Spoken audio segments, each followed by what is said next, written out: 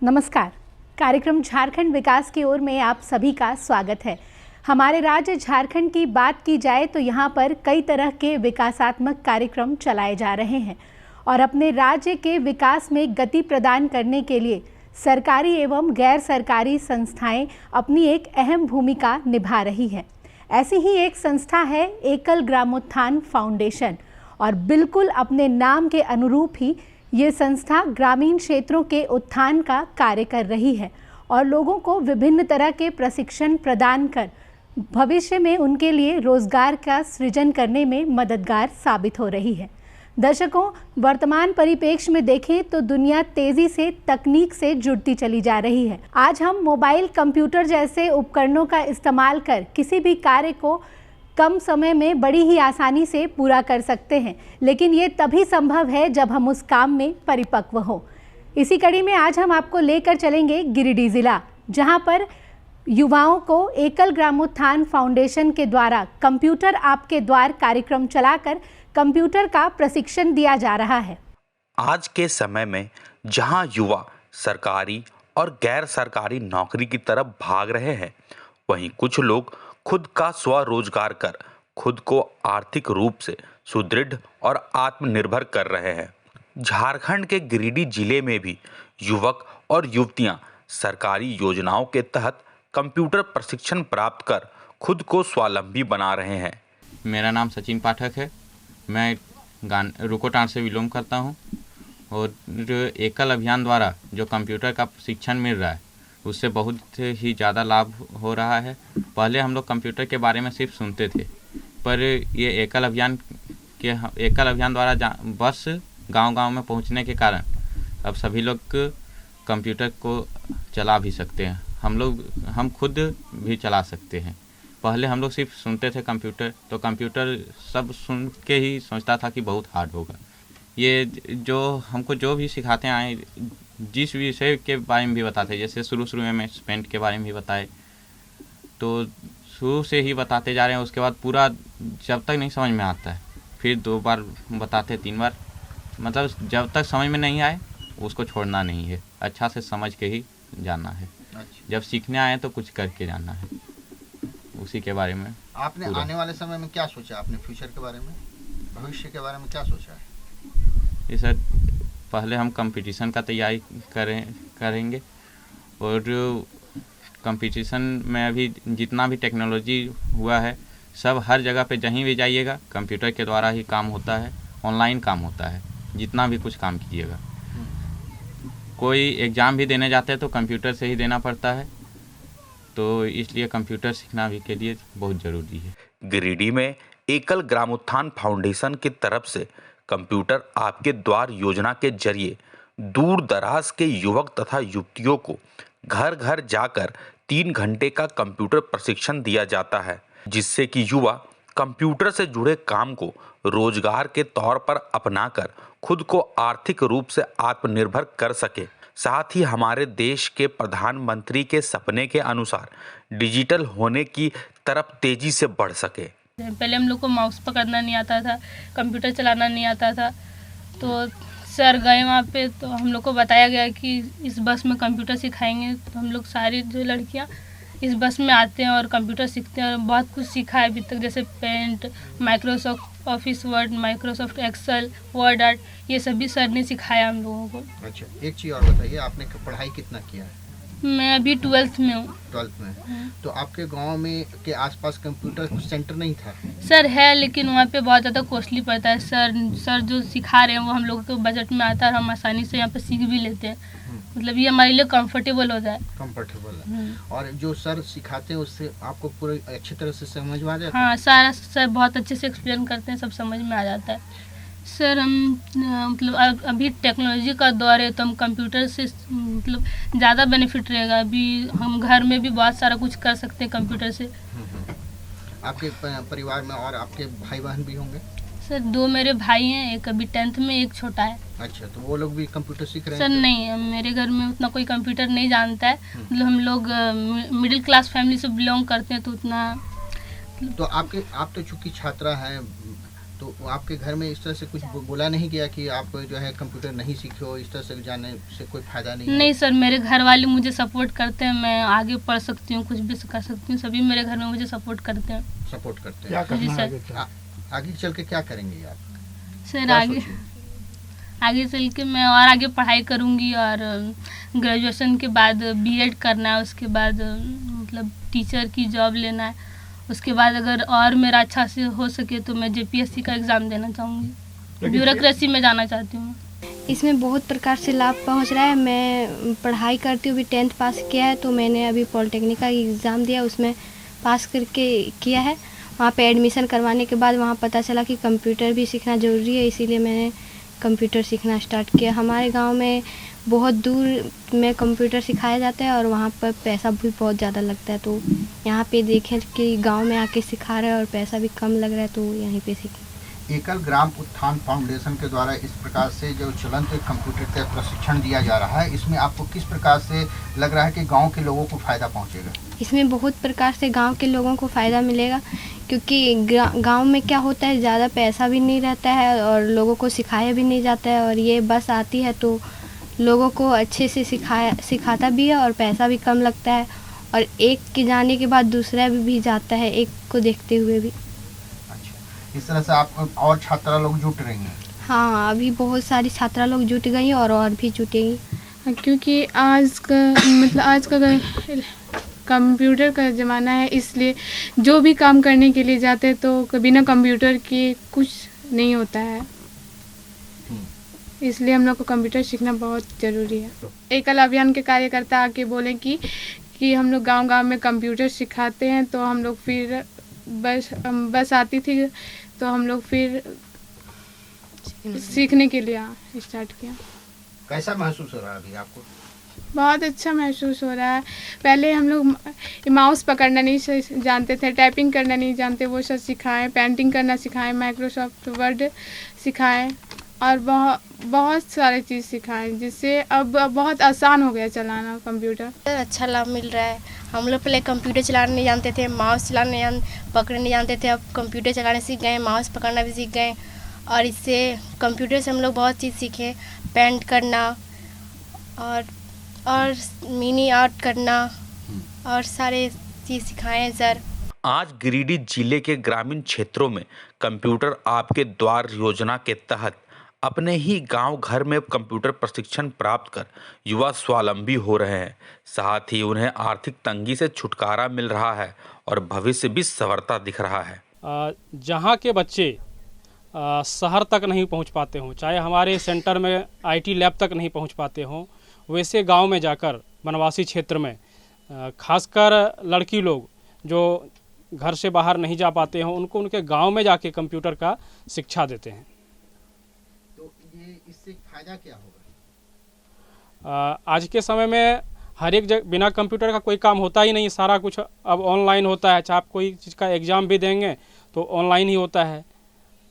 Railway का ticket बनाना हो, चाहे आप अपना घर में कंप्यूटर का कोई काम करना चाहें, जैसे आधार कार्ड निकालना हो, तो ऐसे छोटे छोटे रोजगार का काम आप सीख के कर सकते हैं। गांव में हम जाते हैं तो गांव में कंप्यूटर सिखा हुआ मुश्किल से 1-2 विद्यार्थी ही मिलता है, लेकिन हम गांव में बस ले जाके कंप्यूटर सिखाते तो गांव के लगभग सारे विद्यार्थी कंप्यूटर सीख लेते हैं, और कोई माउस भी कभी देखा हुआ नहीं रहता है। तो अभी तक हम लोग 95 गांव में कंप्यूटर का शिक्षा दे चुके हैं, और गांव में आपको 100% विद्यार्थी कंप्यूटर में आपको दक्ष मिलेंगे। तो आप समयानुसार सभी को क्या दक्ष भी कर रहे हैं कंप्यूटर में? जी, गांव में हम कंप्यूटर का बेसिक शिक्षा देते हैं, उसके बाद हम विद्यार्थी को अपना सेंटर जीआरसी सेंटर में कंप्यूटर का एडवांस कोर्स कराते हैं, जिससे उसको अपना रोजगार करने में आसानी होता है। तो देखा आपने किस तरह से यहाँ के युवाओं को कंप्यूटर का प्रशिक्षण देकर उन्हें तकनीकी शिक्षा से जोड़ा जा रहा है, ताकि भविष्य में वो किसी भी प्रकार के रोजगार से जुड़ सके। तो चलिए कार्यक्रम में बढ़ते हैं आगे। दर्शकों, महिलाओं में शुरुआत से ही कई तरह की कला समाहित होती है, और यदि एक महिला चाहे तो घरेलू कामकाज के साथ ही साथ कई तरह के कार्य करके खुद का एक रोजगार स्थापित कर सकती है और समाज में अपनी बराबरी की भूमिका निभा सकती है। इसी कड़ी में आज हम आपको लेकर चलेंगे खूंटी जिला के केलो गांव, जहां पर महिलाएं बांस की कलाकृतियों का निर्माण कर रही हैं और अपने कला के सुंदर प्रदर्शन के साथ ही साथ खुद का रोजगार स्थापित कर खुद को आत्मनिर्भर बना रही हैं। ग्रामीण क्षेत्रों में कृषि कार्य के साथ ही ग्रामीण समूह में अलग अलग कार्य से खुद को जोड़ रहे हैं।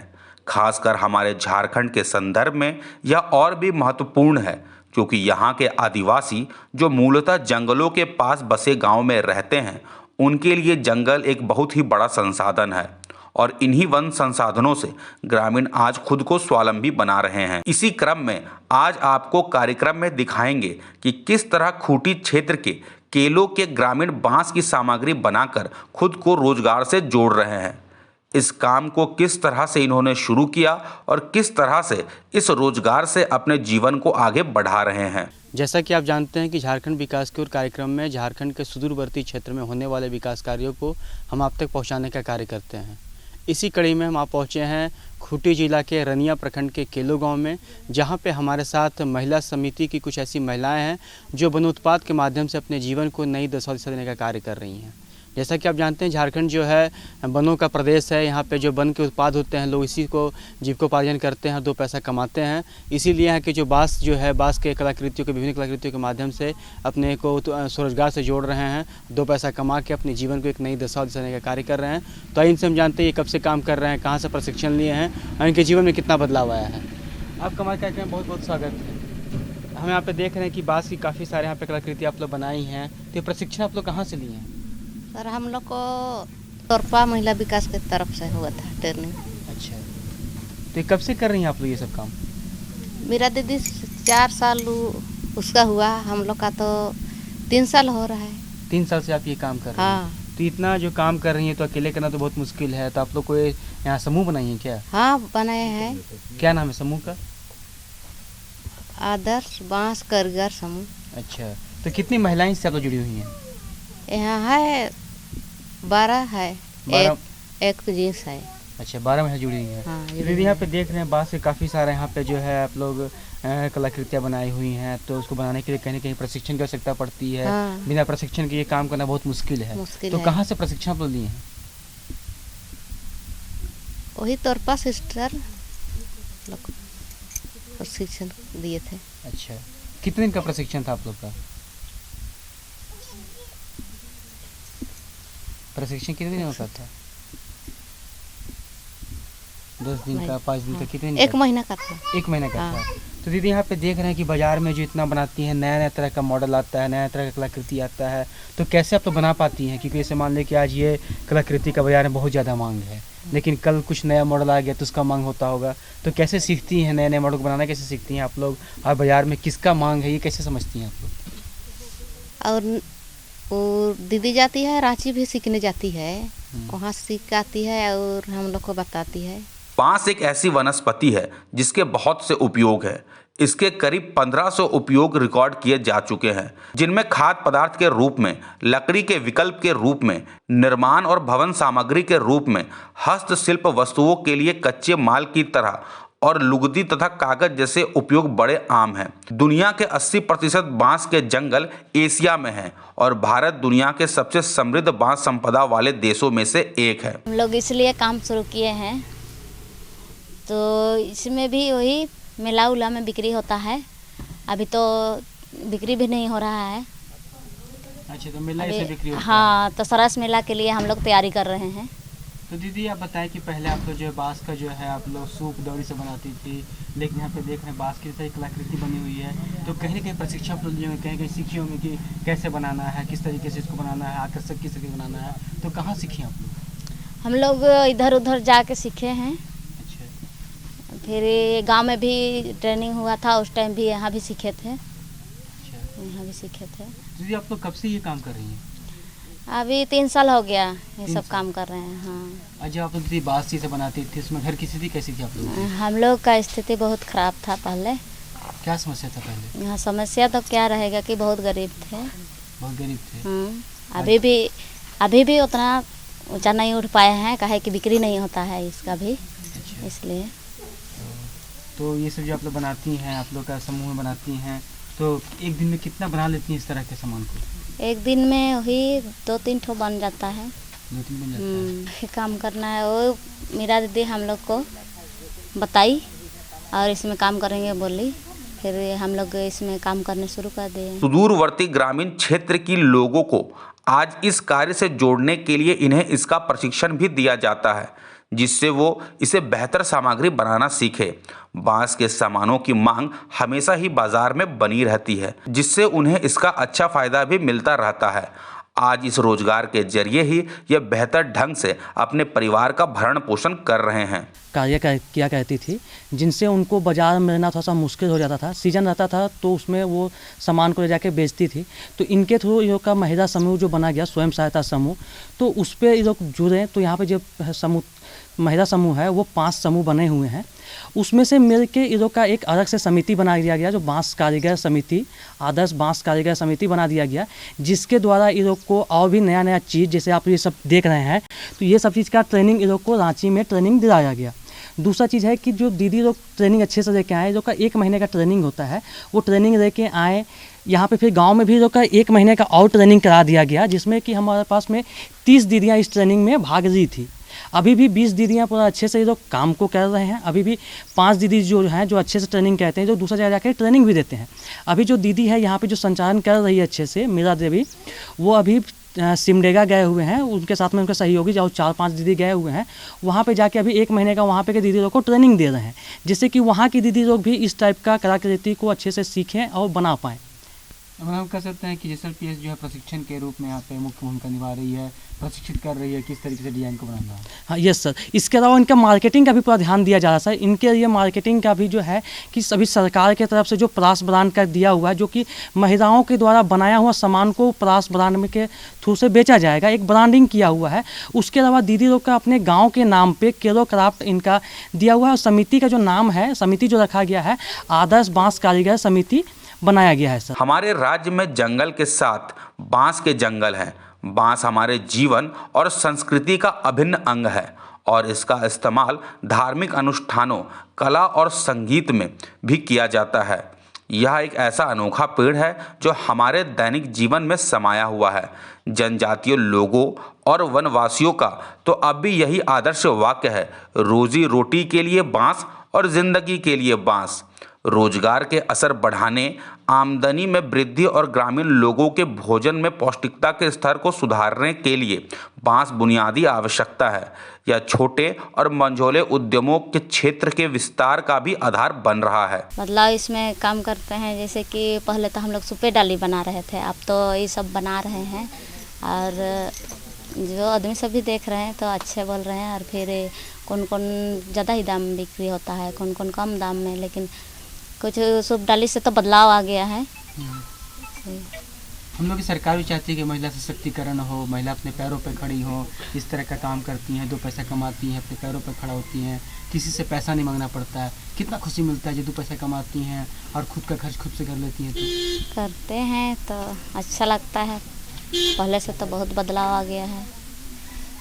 घर परिवार गाँव के लोग क्या बोलते हैं जिस तरह से 2 पैसा कमाती हैं? तो बोलते हैं गांव वाले सब, ये सब फालतू काम है, ये सब में कुछ नहीं होगा बोलते हैं, लेकिन हम लोग इसमें लगे हुए हैं।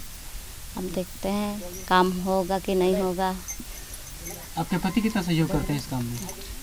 मेरा पति सहयोग करते हैं, लेकिन अभी तो नहीं है घर में, इसलिए नहीं कर रहे हैं। और आगे क्या करना है? आगे हम लोग यही सब बना के फिर बड़ा पद में करेंगे। बोल समिति की बात करते हैं तो 12-13 महिलाएं मिलकर समिति बनाती हैं और इस तरह के कार्य को करती हैं। 12-13 जो होता है सर, वो समूह में होते हैं सर। समूह का जो समिति जो बनाया जाता है तो वो पूरा गांव के लिए होता है, तो उसमें कम से कम 50-30 ऐसे करके होता है। तो अभी हमारे पास में 50 दीदियाँ इसमें जुड़ चुकी है। जब स्टार्टिंग ट्रेनिंग था तो उस समय था कि ये लोग 30 दीदी ट्रेनिंग दी थी, इनको बाहर भी जाकर ट्रेनिंग दिलाया गया, फिर गांव में भी ट्रेनिंग हुआ, उसके बाद में अभी फिर बाकी दीदी लोग को यही लोग खुद ट्रेनिंग दे रही है। जैसे कि मैं अभी बताया कि मेरा दीदी जो है उनके साथ में जो सहयोगी है 4-5, वो अभी सिमडेगा गए हुए हैं। वहाँ के दीदी लोग को इस टाइप का जो कलाकृति है, बाकी जो आइटम है उसको लोग को बनाने का सिखाने का भी प्रशिक्षण देने गए हुए हैं। दूसरा चीज़ है कि अभी हमारे थ्रू जो है कि हमारा विभाग में आते रहता है कि यहाँ पे सरस मेला लगेगा या ये मेला लगेगा, तो उस मेलों में भी ये दीदी लोगों को हम लोग भेजते हैं। तो अभी ये दीदी लोग जो है वो जाएंगे भुवनेश्वर में सरस मेला है जो कि 27 से 6 जनवरी तक चलेंगे। तो उसी के दीदी लोग तैयारी कर रहे हैं। अभी बहुत सा आइटम जो है दीदी लोग बना रहे हैं। बहुत दीदी लोग घर में भी बनाए हुए, धान कटने का समय है तो उसमें दीदी लोग सुबह शाम जो भी टाइम रहता है तो उसमें वो काम को कहती है। प्लस अभी अपना धान कटने और धनमसनी का समय है तो उसको भी कर रहे हैं। और कोरोना से बचाव के लिए सबको पूरा गाँव को भी जागरूक कर रहे हैं जिससे कि सभी कोई टीकाकरण दें। तो इन लोग के जीवन में कितना बदलाव आया? जो पहले जो थी इस बांस का जो है टोकरी बनाती थी या इस तरह कुछ कार्य करती थी, लेकिन विभिन्न तरह की कलाकृतियाँ बना रही हैं, इनके जीवन में कितना बदलाव आया? सर पहले इनका था कि खाली बांस का टोकरी वगैरह बनाते तो सीजन में वो बिकता था। तो उन समय इनको क्या है कि स्कूल बच्चे लोग को भेजने चाहे राशन के लिए भी बहुत दिक्कत होती थी। लेकिन अभी है कि कोई भी एक आइटम पकड़ लीजिए तो वो 300-400 के लगभग में पूरा बिक जाता है। तो इनका में बहुत बदलाव है कि दीदी को अपना आत्मनिर्भर हो रहे हैं कि किसी के सामने कुछ बोल पा रहे हैं, बाकी चीज़ का भी ये चीज़ हो रहा है। तो आज के इस कार्यक्रम में आपने देखा कि किस प्रकार से एकल ग्रामोत्थान फाउंडेशन द्वारा कंप्यूटर आपके द्वार कार्यक्रम चलाकर युवाओं को कंप्यूटर का प्रशिक्षण दिया जा रहा है। वहीं दूसरी ओर हमने आपको दिखाया कि किस प्रकार से खूंटी ज़िले के केलो गांव की महिलाएं बांस की कलाकृतियों का निर्माण कर रही हैं और खुद को रोजगार से जोड़कर आत्मनिर्भर बन रही हैं। जाते जाते एक बात कहना चाहूँगी कि कोरोना काल चल रहा है और ऐसे में हमारा बचाव सावधानी ही हो सकती है। मास्क का उपयोग अवश्य करें, कोविड अनुरूप व्यवहार का पालन करें और टीकाकरण के लिए अवश्य जाएं। इसी के साथ दीजिए मुझे इजाज़त। नमस्कार।